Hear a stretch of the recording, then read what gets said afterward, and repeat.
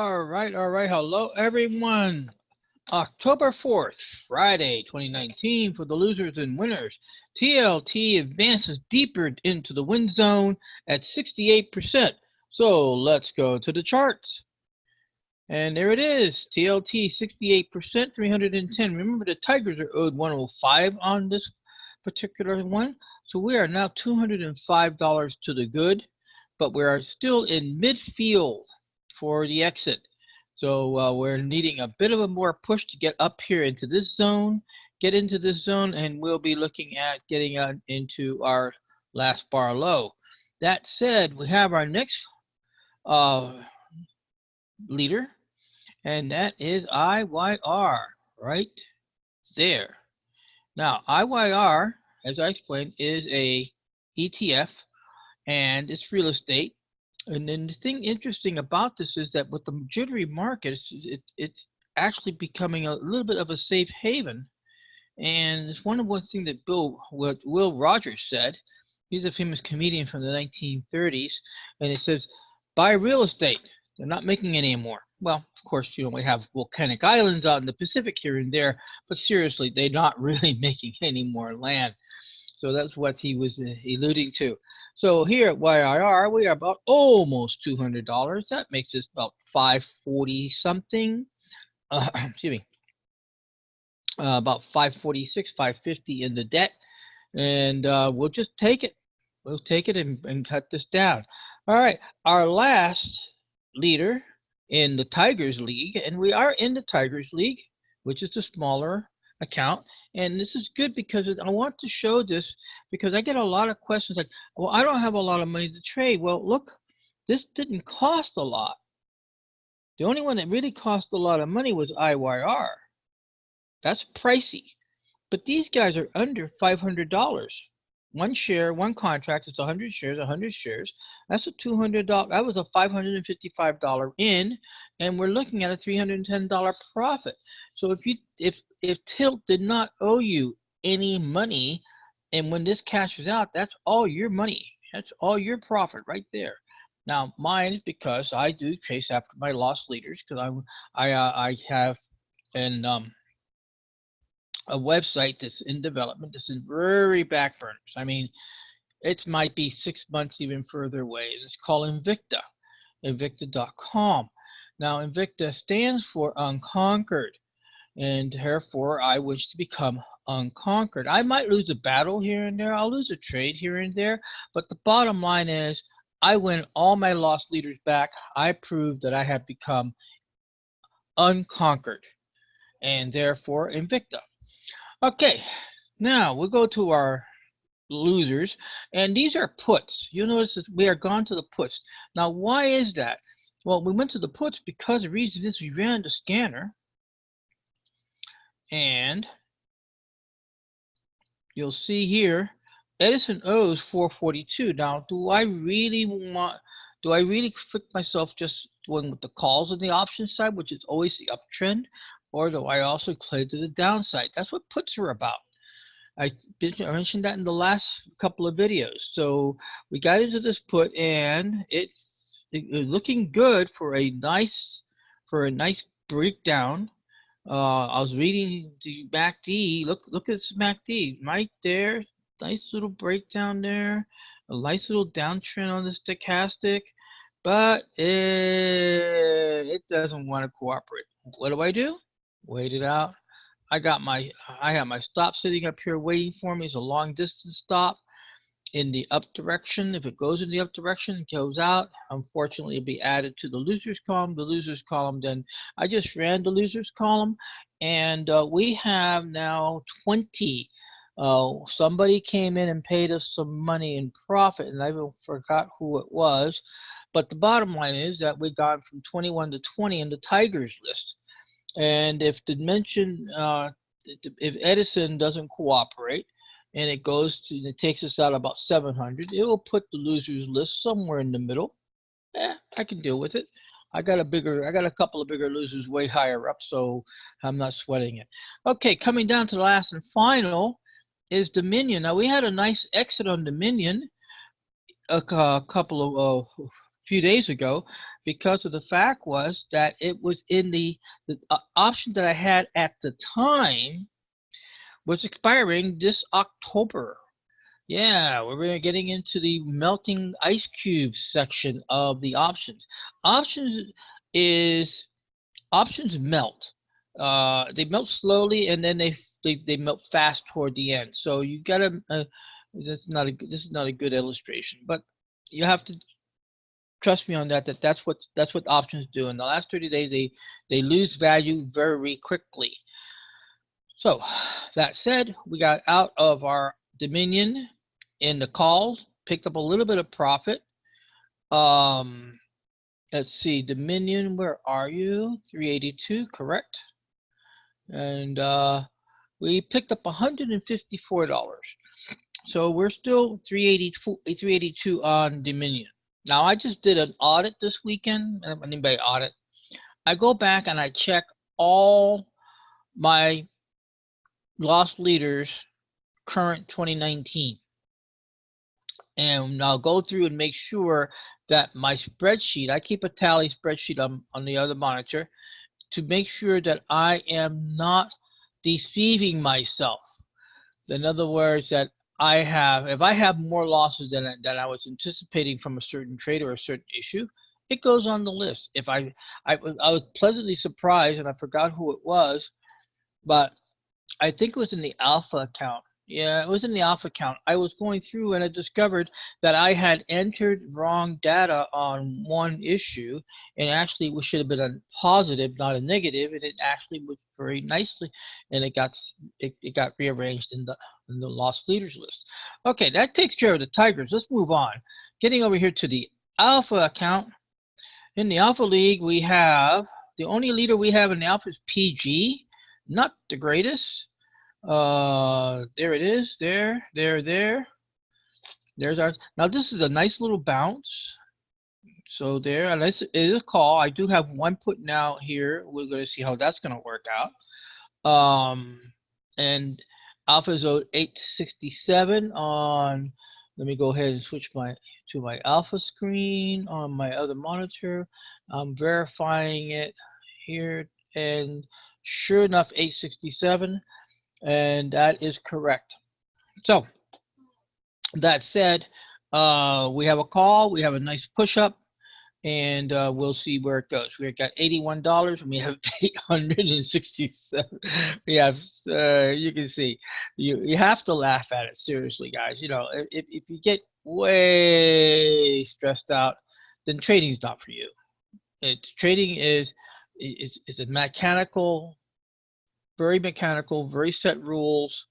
You hear some people, they say they buy this and they buy that in the hottest stock. Well, understand that they're trading with their gut, and that is a setup for disaster. Absolutely a setup for disaster. There is what they call fundamental trading, but in fundamental trading, you buy the stock, not the option. Why? Because stocks don't have time decay, and then people will buy a stock to hold it for 12 months and a day. And the reason why they have to hold it for 12 months and a day is because now they get a different tax bracket.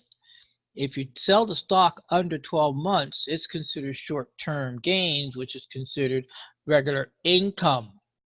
If you hold on to the stock and you sell it past 12 months, then it's called long-term gains and you're only taxed 15%.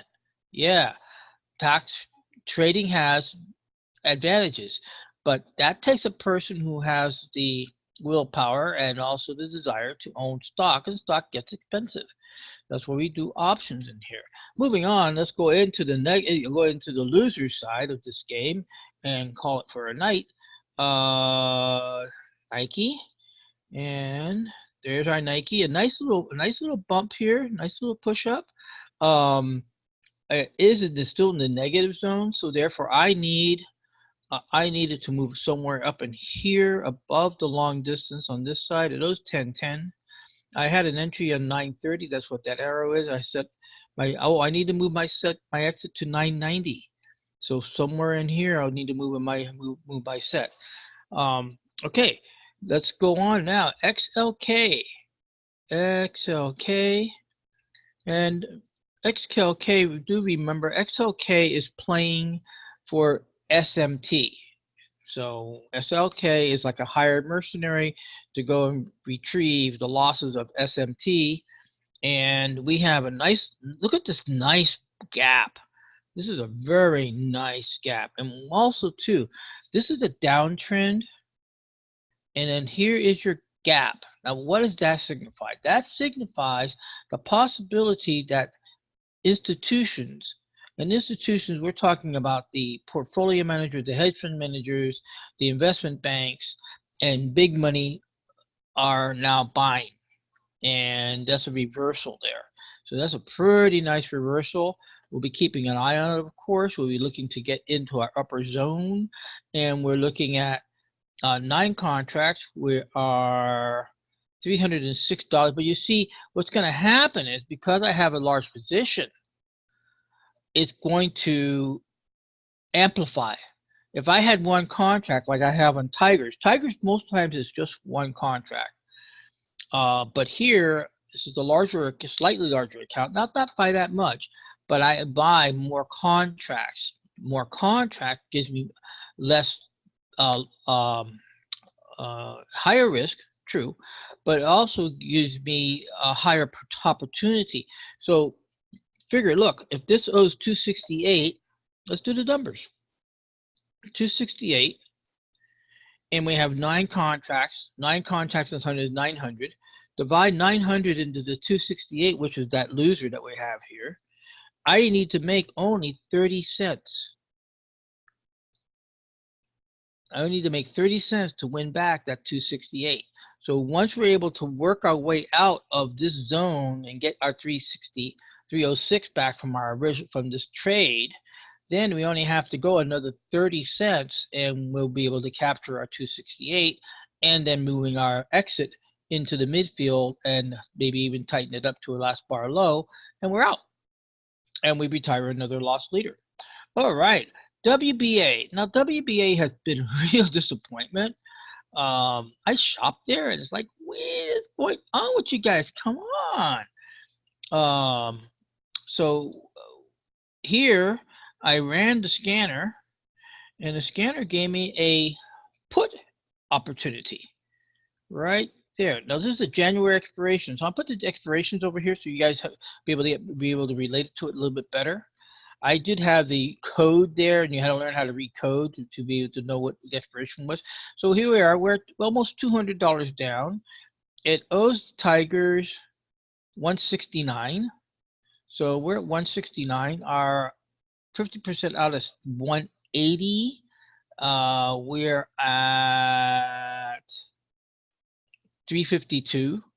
When do we get off this? We'll get off this when we get a price break above. Get a price break above that 30-day moving average, and that's what that goal line is. The 30-day moving average. I use the I use the exponential, and that sort of the border. It's a very common border among traders.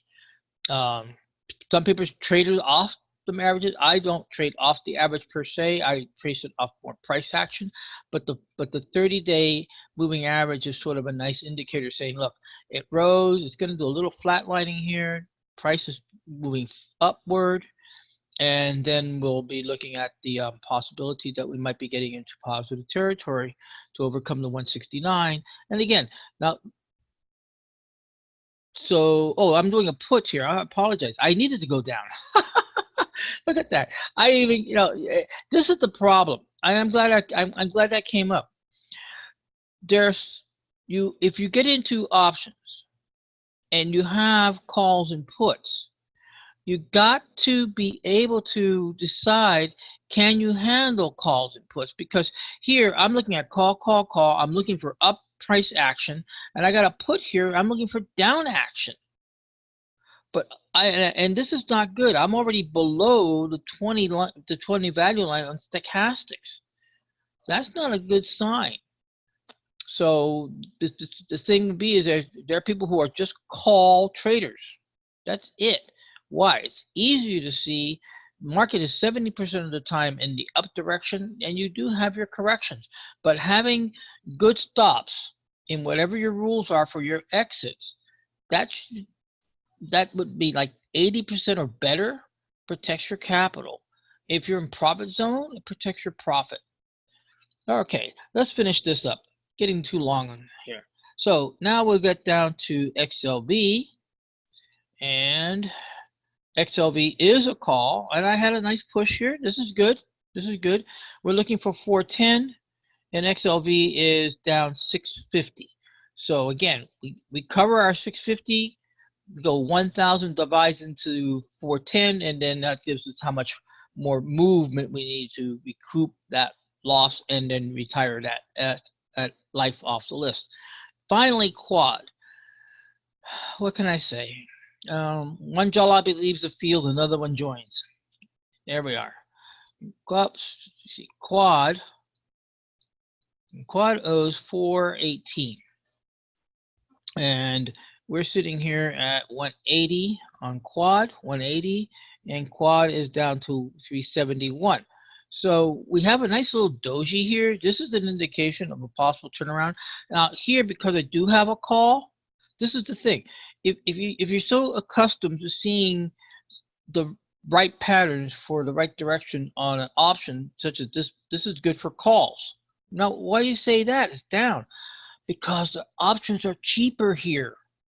The only thing is you got to set your own set of rules. What is going to be your entry and what is going to be your stop? Those become, by watching other people's videos, maybe even coming into my course, the bottom line is you learn to set your entry, set your stops, and then you also decide, I'm just going to focus on calls. I'm doing both because I have people that do want to learn the other side of the fence. But you gotta be really conscientious that when you're checking out your adjustments and your stops, I almost put a stop here, and then I was like, oh no, that's a put. Yeah, I went down. I was gonna put a stop down here. Says no, that's the direction I want the stop to go down. No, the stop has to be on the top. Remember, the stop for the puts is on the top, and the stops for the calls are on the bottom. So you got to really be paying attention to this when you're adjusting your stuff for your stuff.